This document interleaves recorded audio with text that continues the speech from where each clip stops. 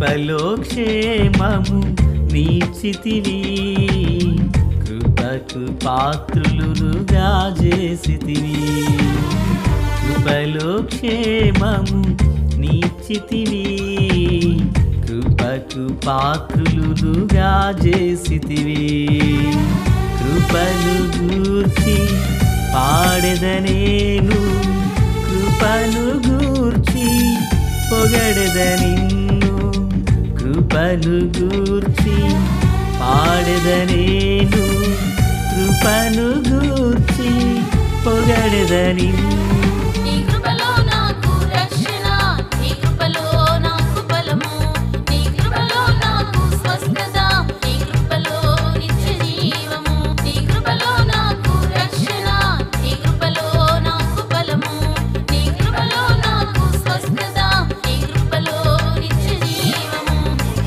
కృపలో క్షేమము నీచితివి, కృపకు పాత్రులుగా చేసితివి.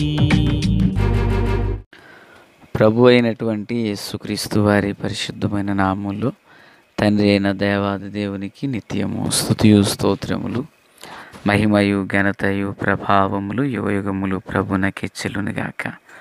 ఆత్మీయులారా, బాగున్నారు కదా? దేవుని మహాకృపను బట్టి మీ ప్రార్థనలు చొప్పున దయగలిగిన దేవుడు మరి గురువారం రాత్రి నుండి జరిగినటువంటి ఉపవాస ప్రార్థనలను, యానివర్సరీ ఆరాధనను ఆశీర్వాదకరంగా జరిగించారు. దేవుడు తన ఉన్నతమైన కృపను, దయను, కనికరమును అనుగ్రహించున్నారు. అందును బట్టి ప్రభును స్తుతిస్తూ, మరి మీరు చేసిన ప్రార్థన సహకారాలను బట్టి ప్రభుని స్తుతిస్తూ మీకు మా హృదయపూర్వకమైన వందనాలు తెలియపరచుచున్నాము. సంతోషం. ప్రియులారా, ఈరోజు వాక్య ధ్యానము కొరకైన భాగము నిర్గమాకాండం 20వ అధ్యాయము 16వ వచనం. నీ పొరుగువాని మీద అబద్ధ సాక్ష్యము పలుకకూడదు. ఆజ్ఞలలో ఇది ఒక ఆజ్ఞ కదా. ప్రార్థన చేద్దాం. మహాపరిశుద్ధుడా, ప్రేమగల తండ్రి, కృపగల దేవ, స్తోత్రాలు. చదవబడిన వాక్యము మీది, వినుచున్నవారు మీ వారు. మీ దాసుడనైన నన్ను మమ్ము పరిపూర్ణంగా మరుగు చేసి దైవ స్వరమును వినిపింపచేయండి. రాకడ కొరకు, రాజ్యము కొరకు సిద్ధం చేయండి. సియోనులో నుండి మీ కృపాహస్తం మా అందరికీ తోడయుండును గాక. యేసునామమున ఆమేన్. ప్రియులారా, బాగున్నారు కదా? ఈ వాక్య భాగంలో దేవాది దేవుడు మోషేకు నిబంధన పలకలను ఇచ్చినప్పుడు ఆ ఆజ్ఞలలో ఒకటైన ఆజ్ఞ ఏంటి? నీ పొరుగువాని మీద అబద్ధ సాక్ష్యము పలుకకూడదు అన్నారు. అబద్ధపు సాక్ష్యాన్ని దేవుడు పలుకవద్దు అని చెప్పారు. పొరుగువాడు అంటే ఎవరు? మనకు ఇతరులుగా నిలిచిన వారే కదా పొరుగువారు. ఆ పొరుగువాని మీద అబద్ధ సాక్ష్యము పలకవద్దు అంటున్నారు. అబద్ధము. ప్రియులారా, మరి అబద్ధము అనేది ఈనాడు ఎంతోమందిని కబళించి దాన్ని వశపరుచుకుని అనేకులను నడిపిస్తూ ఉంది. చూడండి, చాలా సింపుల్ అండి. ఎంత సింపుల్ అంటే ఒక వ్యక్తికి ఫోన్ చేశాము. ఆ వ్యక్తి ఉన్నది ఓ చోట, నేను పలానా చోట ఉన్నాను అని చెప్పడానికే ఇష్టపడతారు. ప్రియులారా, కొందరు లెక్కలు రాసినప్పుడు అబద్ధపు లెక్కను రాస్తారు, ఇదే అని చెప్తారు. ప్రియులారా, ఇలాగున ఎంతోమంది ఒకటని రెండని కాదు, ఎన్నో విషయాలు చిన్నలు మొదలుకొని పెద్దలు, వృద్ధులు, పిల్లలే కాదు, గొర్రె పిల్లలే కాదు, పొట్టేలు వలె ఎదిగిన వాళ్ళు సైతం కూడా ఇలాగనే దీనికి లోబడి బానిసలైపోయారు. చూడండి, ఒక మాట మంచి మనస్సాక్షితో చెప్పండి. నేను ఇప్పటి వరకు ఈ అబద్ధం చెప్పలేదు అని చెప్పడానికి ఎవరు ఉండరు. కానీ మరో మాట అడుగుతాను, ప్రభువులోకి వచ్చిన తర్వాత నేను అబద్ధం చెప్పలేదు అన్నవారు ఉండరు. లేదా ఏదో ఓ అబద్ధం, ఏదో ఒక అబద్ధం చెప్తుంటారు. అయితే వాక్యం సెలవిస్తుంది, పొరుగు వారి మీద అబద్ధ సాక్ష్యం చెప్పొద్దు అని అంటున్నారు. అబద్ధమును సాక్ష్యమును చెప్పవద్దు. నా దేవుని పిల్లరా, క్రీస్తునందు నాకు అత్యంత సన్నిహితులారా, ఈ అబద్ధమునకు జనకుడు, పురుడు పోసినవాడు ఇంకెవడు? అపవాది అనబడిన సాతానుడు. ఈ యొక్క అపవాది అనబడినటువంటి సాతానుడు ప్రియులారా, మరి ఆరంభము నుండి వీడి ప్రస్తావన, వాని ప్రమేయము అనేది లేఖనాల్లో మనం చూస్తూ ఉంటాం.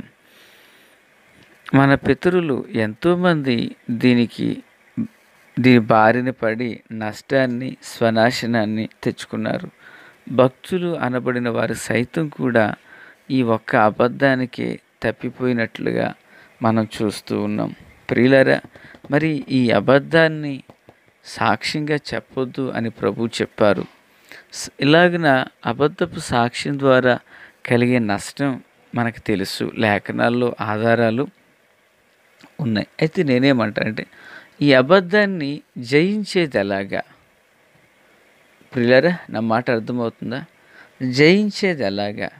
జయించినట్లయితే ఆ పరిణామం ఎలా ఉంటుంది?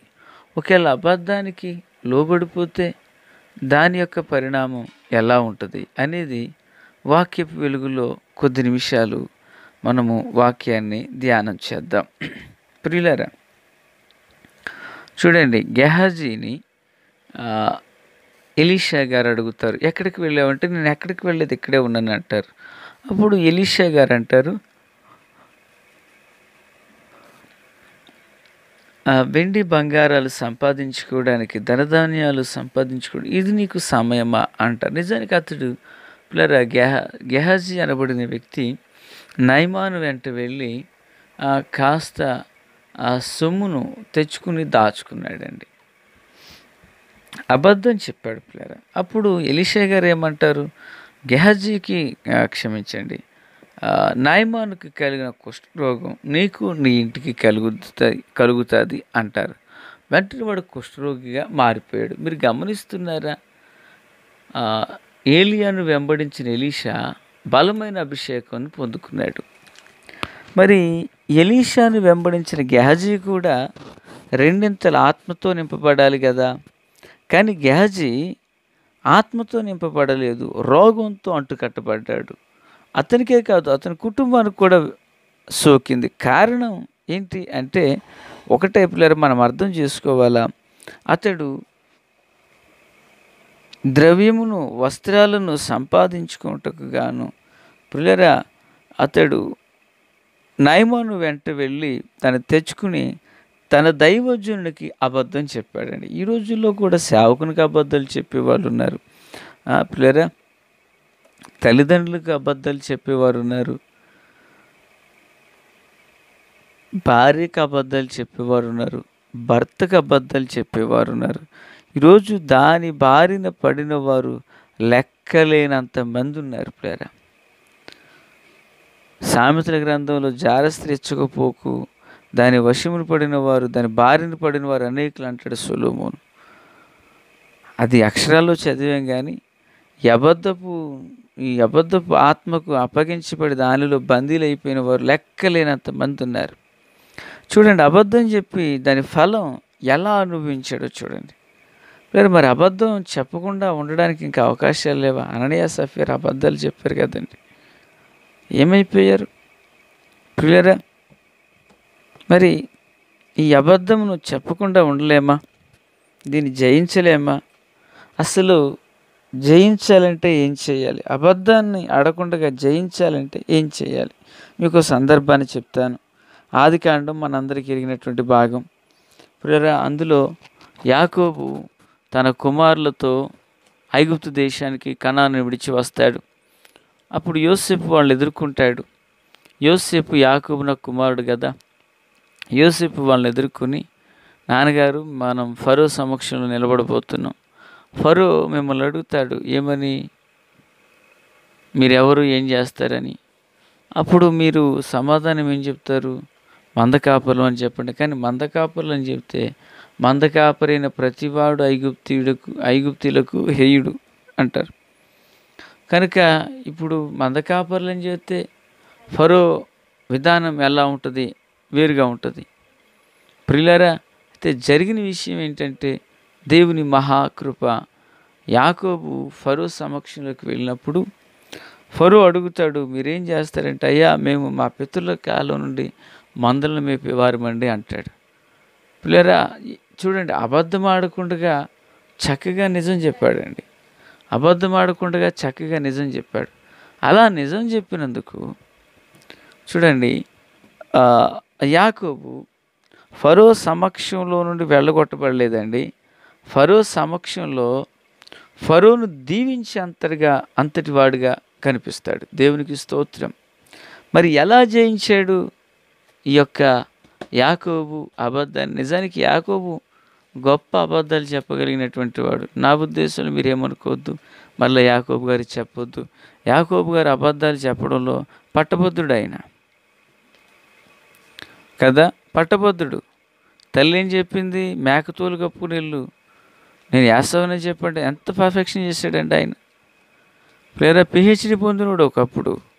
కానీ ఆ అబద్ధం తన కుటుంబంలో ఎంత నష్టం చేసిందంటే, లేదా ఈయన కళ్ళు లేని తండ్రిని మోసం చేస్తే కళ్ళున్న తండ్రినిగా ఉన్న యాకోబుని తన కుమారులు మోసం చేశారు.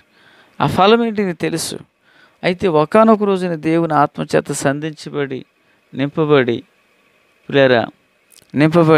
సంధించబడి తాను దేవుని యొక్క ఆత్మకు అప్పగించుకున్నటువంటి ఇతడు ఓ రోజున అబద్ధం చెప్పాల్సిన పరిస్థితులు ఎదురైనప్పుడు అక్కడ అబద్ధం చెప్పలేదండి. గల కారణం యాకోబు మనసు మలచబడింది.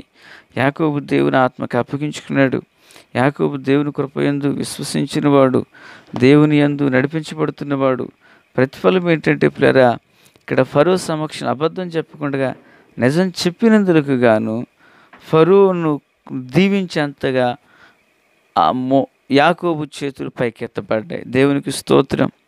మరి ఈ మాటలు వించినటువంటి ప్రియులారా, మరి నీ జీవితంలో నువ్వు అబద్ధాలు ఆడుతూ ఉన్నావు, అబద్ధాలు చెబుతూ ఉన్నావు,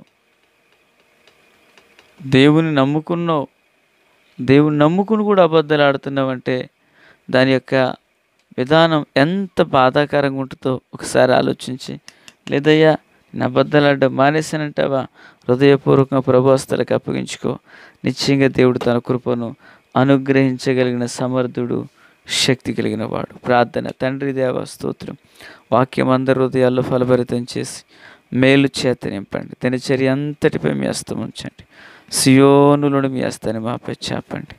యేసయ్య నామమున అడుగుచున్నాం మా పరమ తండ్రి. ఆమెన్. Praise the lord.